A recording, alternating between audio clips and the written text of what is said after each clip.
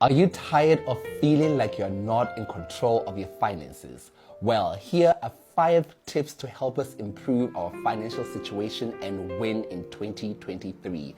Number 1, prepare a spending plan and track your spending. A spending plan or a budget simply tells your money where to go, which expenses are a priority, and also what you want to use your money for. Number 2, save regularly. You do not need to have a lot of money to save, but you need to save for rainy days, unexpected expenses, and of course, emergencies. From as little as 10 to 15% of your income, that is a good starting point. Number 3, manage our debt.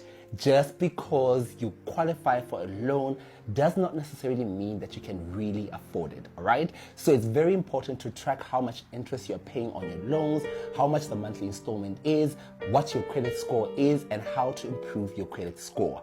Also, remember there's a difference between good and bad debt. So not all debt is bad. Number 4 actually, start investing early.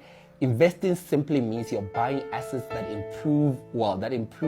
increase in value over the longer term. So making your money work for you is a great starting point to achieve financial freedom, right? So start investing early so that your money starts earning you interest on interest, which is called compounding interest. Number 5, protect your most valuable assets.